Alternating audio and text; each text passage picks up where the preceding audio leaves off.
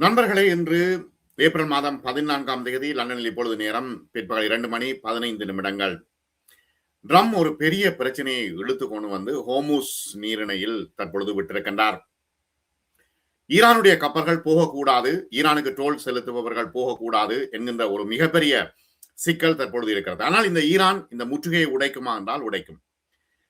எதிர்காலத்தில் மிகப்பெரிய போர் மூலக்கூடிய ஆபத்து இருக்கிறதா என்றால் இருக்கிறது. பேச்சுவார்த்தைகள் தொடர்பான ஒரு விஷயம் தற்பொழுது ஓடிக்கொண்டிருக்கிறது. ஏற்கனவே நான் இந்த பேச்சுவார்த்தைகள் தொடர்பாக கடந்த வீடியோவிலே குறிப்பிட்டிருந்தேன்.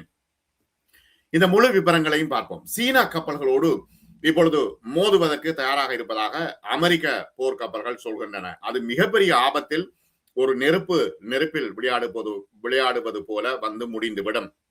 எனவே இந்த விவரங்கள் தொடர்பாக நாம் பார்ப்போம். சப்ஸ்கிரைப் செய்யாத அன்பர்கள் சப்ஸ்கிரைப் செய்யுங்க, லைக் பட்டன் அழுத்துங்கோ, கமெண்ட்ஸ் எழுதுங்கோ, ஹை பட்டன் அழுத்துங்கோ. உடனுக்குடன் உங்களுக்கு செய்திகள் வந்து சேரும். இன்றைய இந்த பதட்டமான சூழ்நிலையில் உள்ள நிலவரங்களை நாம் பார்ப்போம். அமெரிக்கா ஈரான் முற்றுகை இருக்கிறதா? இருக்கிறது. இதற்கு மத்தியில் ஹோர்முஸ் நீரிணை வழியாக 3 கப்பல்கள் கடந்து சென்றன.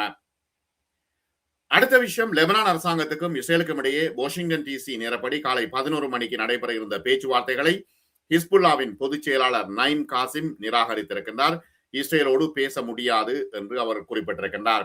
ஏன்னா இஸ்ரேல் என்ன யோசிக்குதுன்னா, நேரடியாக லெபனானோடு பேசலாம், இந்த ஈரானோடு இந்த விஷயங்கள் தொடர்பாக பேசுவதற்கு தயாராக இல்லை என்று இஸ்ரேல் சொல்லிக் கொண்டிருக்கிறது. ஆகவே லெபனான் இந்த பேச்சுவார்த்தைகளை நிராகரித்திருக்கிறது, வரமாட்டோம் என்று சொல்லியிருக்கிறது. ஈரானிய துறைமுகங்கள் மீதான அமெரிக்க முற்றுகை அமலில் உள்ள இந்த சூழ்நிலையில் ஈரானிய அதிகாரிகளும் அமெரிக்க அதிகாரிகளும் ஒரு உடன்பாட்டிற்கு வர விரும்புவதாக டொனால்ட் ட்ரம்ப் இன்று ட்ரூத் சோசியல் தளத்தில் எழுதியிருக்கிறார். அமெரிக்க ஈரான் பேச்சுவார்த்தைகளை மீண்டும் ஆரம்பிப்பதற்கான ராஜதந்திர முயற்சிகள் தொடர்கின்றனவா என்றால் தொடர்கின்றன. அடுத்த சுற்று பேச்சுவார்த்தைகளை இஸ்லாமாபாத்தில் நடத்த பாகிஸ்தான் முன் வந்துள்ளதாக தற்போதைய தகவல்கள் தெரிவிக்கின்றன. ஹோர்முஸ் நீரிணையில் விதிக்கப்பட்டுள்ள முற்றுகைக்கு எதிராக தெஹ்ரானில் ஆயிரக்கணக்கான ஈரானியர்கள் பேரணி நடத்தியுள்ள நிலையில் அமெரிக்கா கடல் கொள்ளையில் ஈடுபடுவதாக ஈரான் இன்று குற்றம் சாட்டியிருக்கிறது. அடுத்தது, பாப்பரசர் லியோ மீதான தனது விமர்சனத்தை மீண்டும் ட்ரம்ப் வலியுறுத்தி இருக்கின்றார். ஈரான் மீதான போருக்கு பாப்பரசர் எதிர்ப்பு தெரிவித்தது தவறானது என்றும், அவர் குற்றங்களை கையாள்வதில் பலவீனமாக இருப்பதாகவும் மீண்டும் குற்றம் சாட்டியிருக்கிறார். அவர் மன்னிப்பு கேட்பதற்கு தயாராக இல்லை. கிறிஸ்தவ உலகமே தற்பொழுது அதிர்ந்து போயிருக்கிறது.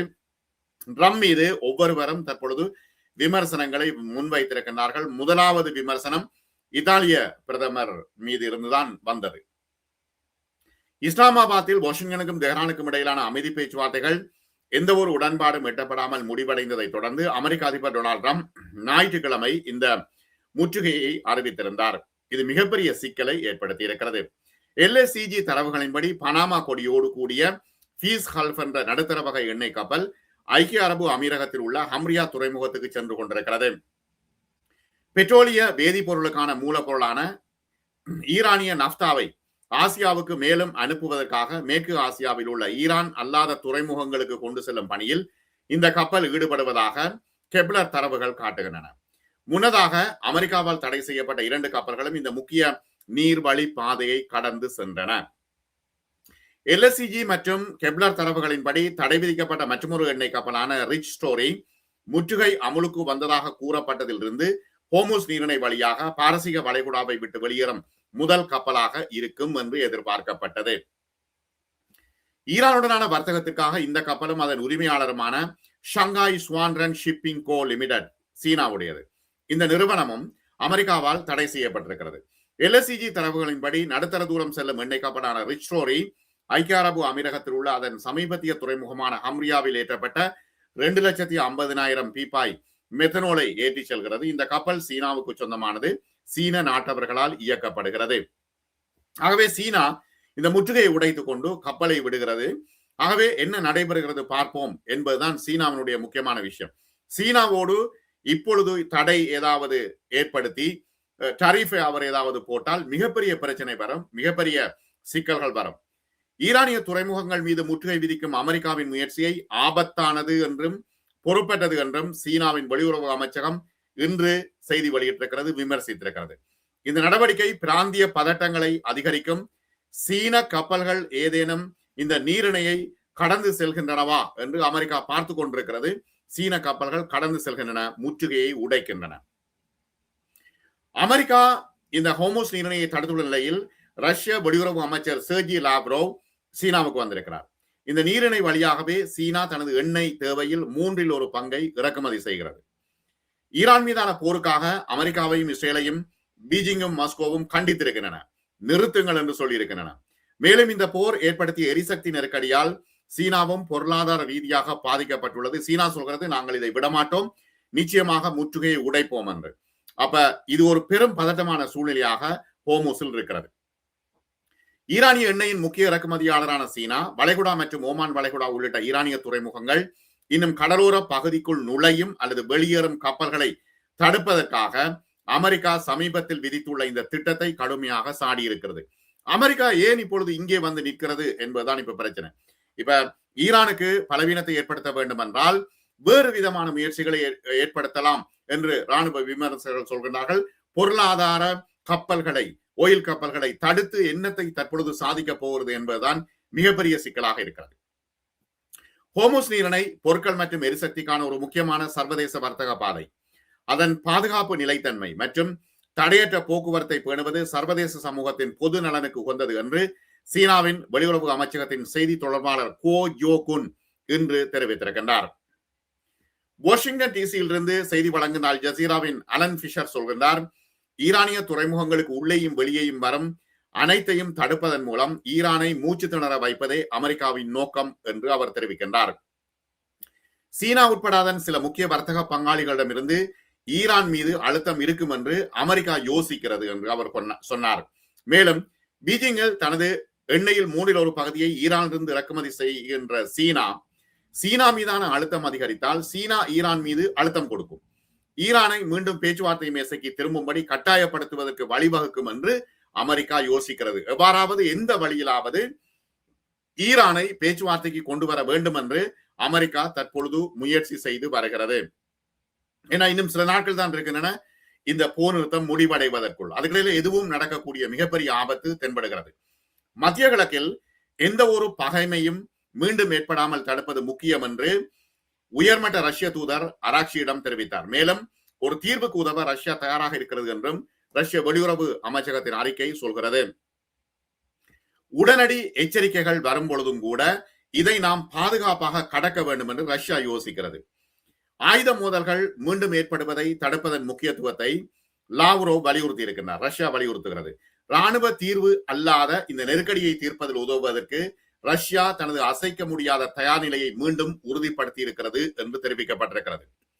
வார இறுதியில் பாகிஸ்தானில் நடந்த அமெரிக்கா ஈரான் பேச்சுவார்த்தைகள் குறித்த விவரங்களை அராக்சி லாவ்ரோவிடம் தெரிவித்திருக்கிறார். ஆனால் அந்த பேச்சுவார்த்தைகளில் எந்த ஒரு திருப்பு முனையும் ஏற்படவில்லை என்றும் ஈரான் ரஷ்யாவிடம் தெரிவித்திருக்கிறது. பீஜிங்கும் மாஸ்கோவும் நெருங்கிய பொருளாதார மற்றும் அரசியல் பங்காளிகள். 2022 ரஷ்யா உக்ரைன் மீது முழு அளவிலான படையெடுப்பை நடத்தியதிலிருந்து இந்த உறவு மேலும் மேலும் வலுப்பெற்று வருகிறது. ஏப்ரல் 5 அன்று வாங் லாவ்ரோவுடன் தொலைபேசியில் உரையாடி இருக்கிறார். அப்பொழுது மத்திய கிழக்கில் பதற்றத்தை தணிப்பதற்காக பீஜிங்கும் மாஸ்கோவும் இணைந்து செயல்படும் என்றும் அவர் ஒப்புக்கொண்டிருக்கின்றார். போரினாலும் அதன் பொருளாதார விளைவுகளாலும் பாதிக்கப்பட்ட நாடுகளின் தலைவர்கள் சீனா இந்த வாரம் வரவேற்றிருக்கிறது. இவர்கள் எல்லோரும் சேர்ந்து பேசுவோம் என்று. அவர்களில் ஸ்பெயின் பிரதமர் பெட்ரோ சான்சஸ் மற்றும் ஐக்கிய அரபு அமீரகத்தின் ஜனாதிபதி முஹம்மது இப்னு சயீத் அல் நஹ்யான் ஆகியோரும் அடங்குவர். சீன ஜனாதிபதி ஜி ஜின்பிங் இன்று காலை சான்சஸ் ஆகியோரை சந்தித்திருக்கிறார். மேலும் வியட்நாம் ஜனாதிபதி டோலாம் 4 நாள் பயணமாக சீனாவுக்கு வருகின்றார். அப்ப அமெரிக்காவுக்கு எதிரானவர்கள், இந்த போருக்கு எதிரானவர்கள் எல்லோரும் சீனாவில் ஒன்று சேர்ந்து பேச்சுவார்த்தை நடத்தப் போகின்றார்கள். ஈரானின் மிகப்பெரிய வர்த்தக பங்காளியாகவும் கச்சா எண்ணெய் வாங்குபவராகவும் இருப்பது உட்பட தெஹ்ரானுடன் சீனாவுக்கு வலுவான உறவுகள் இருந்த போதிலும் ஈரான் போரில் அது இன்னும் தீவிரமான பங்கை வகிக்கவில்லை என்பது உலகெங்கிலும் உள்ள பலரை ஆச்சரியமடைய வைத்திருக்கிறது. பிரச்சனை என்னவென்றால் நேரடியாக சீனா போருக்கு தயாராக இல்லை. ஏனெனில் போர் இடம்பெறும் பொழுது சீனா அழிக்கப்படுவதையும் பொருளாதார ரீதியாக தாக்கப்படுவதையும் சீனா விரும்பவில்லை. ஏற்கனவே போர்களில் இருந்து அது தப்பி தப்பி போய்கொண்டிருக்கிறது. இப்பொழுதும் போருக்குள் வருவதற்கு சீனா விரும்பவில்லை என்பதையே இது காட்டுகிறது. நிதானத்தை கடைபிடிக்க வேண்டும் என்றும் அமெரிக்கா மீது அதிருப்தி அடைந்திருக்கக்கூடிய நிலைமையில் வாஷிங்டனை சார்ந்திருப்பதிலிருந்து தங்களை பன்முகப்படுத்த விரும்பும் நாடுகளை கூர்ந்து கவனிக்க இந்த தருணத்தை சீனா சாதகமாக பயன்படுத்திக் கொள்கிறது. அடுத்த மாதம் ஜி ஜின்பிங்குடன் பேச்சுவார்த்தை நடத்த பீஜிங்குக்கு செல்லவிருக்கும் ட்ரம்ப் தெஹ்ரானுக்கு ராணுவ உதவியை வழங்கினால் சீனாவின் பொருட்கள் மீது 50% வரியை விதிப்பதாக நேற்று தெரிவித்திருந்தார். ஆனால் அவர் இன்று காலை ஒன்று சொல்லுவார், நாளைக்கு இன்னும் ஒன்றை சொல்லுவார். ஆகவே அவருடைய இந்த வரி விதிப்பு தொடர்பாக ஒரு கேலிக்கூத்தாகவே உலகம் பார்த்து கொண்டிருக்கிறது. அடுத்த சில வாரங்களில் ஈரானுக்கு புதிய வான் பாதுகாப்பு அமைப்புகளை வழங்க சீனா தயாராகி வருவதாக அமெரிக்க உளவுத்துறை சுட்டிக்காட்டியதாக இந்த மதிப்பீடுகள் குறித்து அறிந்த நபர்களை மேற்கோள் காட்டி CNN செய்தி வெளியிட்டிருக்கிறது. சீன வெளியுறவு அமைச்சகத்தின் செய்தி தொடர்பாளர் குவோ இந்த அறிக்கைகள் முற்றிலும் புனையப்பட்டவை பொய் என்று தெரிவித்தார். சீனா மீது கூடுதல் வரிகளை விதிக்க இதை ஒரு சாக்காக பயன்படுத்த அமெரிக்கா தொடர்ந்து வலியுறுத்தினால் சீனா நிச்சயமாக உறுதியான பதிலடி நடவடிக்கை எடுக்கும் என்றும் அவர் தெரிவித்திருக்கின்றார். இதற்கிடையில் மற்றும் ஒரு அதிர்ச்சி தகவலை ஈரான் வெளியிட்டிருக்கிறது. ஈரானுக்கு எதிரான அமெரிக்க இஸ்ரேலிய தூண்டுதலற்ற ஆக்கிரமிப்பில் பாரசீக வளைகுடா அரபு நாடுகளின் ஈடுபாடு குறித்த உறுதியான ஆதாரங்களை ஈரானிய வெளியுறவு அமைச்சக செய்தி தொடர்பாளர் இஸ்மாயில் பாக்காயி வெளிப்படுத்தி இருக்கின்றார். சர்வதேச ஆய்வாளர்கள் இதைத்தான் திரும்ப திரும்ப சொல்கின்றார்கள்.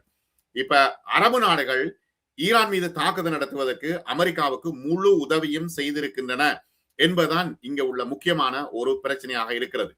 அதை இன்று ஈரானை வெளிப்படையாக சொல்லியிருக்கிறது. சமூக ஊடகத்தில் பதிவிட்ட ஒரு பதிவில் தெற்கு ஈரானில் வியாழக்கிழமை சுட்டு வீழ்த்தப்பட்ட ஒரு ட்ரோனின் புகைப்படங்களை பாக்காயி வெளியிட்டு இந்த ட்ரோன் 2 நாடுகள் மட்டுமே வைத்திருக்கும் என்றும் அவர் குறிப்பிட்டார். இந்த ட்ரோன் ஹாவிஸ் மற்றும் சாதி ஆகிய 2 முக்கிய பாரசீக கவிஞர்களின் நகரமான சிராசின் மீது தமது துணிச்சலான ஆயுத படைகளால் சுட்டு வீழ்த்தப்பட்டது என்று பகாயி குறிப்பிட்டார். ஈரானுக்கு எதிரான அமெரிக்க இஸ்ரேலிய ஆக்கிரமிப்பு குற்றம் மற்றும் போர்க்குற்றங்களில் பிராந்தியத்தின் அரபு நாடுகள் நேரடி பங்கேற்பு இருக்கிறது என்றும் தீவிரமாக உடந்தையாக இருக்கிறது என்றும் உறுதியான ஆதாரம் இருக்கிறது என்று ஈரான் சொல்கிறது. இந்த ட்ரோனை பயன்படுத்தும் பிராந்தியத்தின் 2 நாடுகளில் ஏதேனும் ஒன்று விளக்கம் அளிக்க வேண்டும் என்றும் ஈரான் செய்தி தொடர்பாளர் தெரிவித்திருக்கிறார். சுட்டு வீழ்த்தப்பட்ட ட்ரோன் ஆரம்பத்தில் ஒரு அமெரிக்க MQ-9 ரக ட்ரோன் போல தோன்றினாலும் உண்மையில் அது சவுதி அரேபியா மற்றும் ஐக்கிய அரபு அமீரகத்தால் இயக்கப்படும் விங் லோங் 2 ஆளில்லா விமானம் என்று ராணுவ வல்லுநர்கள் தெரிவிக்கின்றார்கள். இஸ்ரேலிய ஆட்சியும் அமெரிக்காவும் ஈரானிய பொதுமக்களை படுகொலை செய்வதில் தங்களின் பங்கு குறித்து ஈரானின் அண்டை நாடுகள் உடனடியாக தங்கள் நிலைப்பாட்டை தெளிவுபடுத்த வேண்டும் என்று வெளியுறவு அமைச்சர் அப்பாஸ் அராக்சியும் தெரிவித்திருக்கின்றார். அமெரிக்க படைகளுக்கு இடமளிக்கிறார்கள். ஈரான் மீதான தாக்குதல்களை அனுமதிக்கும் சில அண்டை நாடுகள் இனப்படுகொலையை தீவிரமாக ஊக்குவிப்பதாகவும் ஈரானிய உயர்மட்ட தூதுவர் தெரிவிக்கின்றார். ஈரானிய பொதுமக்களை படுகொலை செய்வது குறித்த நிலைப்பாடுகள் உடனடியாக தெளிவுபடுத்தப்பட வேண்டும், அரபு நாடுகள் சொல்ல வேண்டும் என்றும் அவர் தெரிவித்திருக்கின்றார்.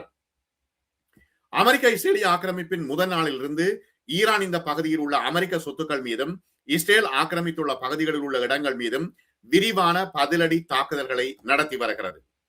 ஈரானுக்கு எதிரான தாக்குதல்களுக்கு தங்கள் நிலப்பரப்பை பயன்படுத்த அனுமதிக்க வேண்டாம் என்று அரபு நாடுகளுக்கு ஈரான் எச்சரிக்கை விடுத்திருக்கிறது. தற்போதைய நிலவரத்தின்படி ஈரானிலிருந்து புறப்படுகின்ற சீனாவுக்கு சொந்தமான கப்பல்களை அமெரிக்கா இடைமறித்தால் மிகப்பெரிய விளைவுகளை எதிர்நோக்க நேரிடும் என்று சீனா தற்பொழுது அறிவுறுத்தி இருக்கிறது. அமெரிக்காவுக்கு எதிரான கூட்டாளி நாடுகளை தற்பொழுது சீனா அழைத்து பேச்சுவார்த்தையும் நடத்தி வருகிறது. தொடர்ந்து விவரங்கள் வரும்பொழுது நான் உங்களுக்கு தருகின்றேன். சப்ஸ்கிரைப் செய்யாத அன்பர்கள் சப்ஸ்கிரைப் செய்யுங்க, லைக் பட்டன் அழுத்துங்க, ஹை பட்டன் அழுத்துங்க. உடனுக்குடன் உங்களுக்கு செய்திகள் வந்து சேரும். மிக நன்றி. மற்றும் ஒரு காணொளியில் நாம் சந்திப்போம்.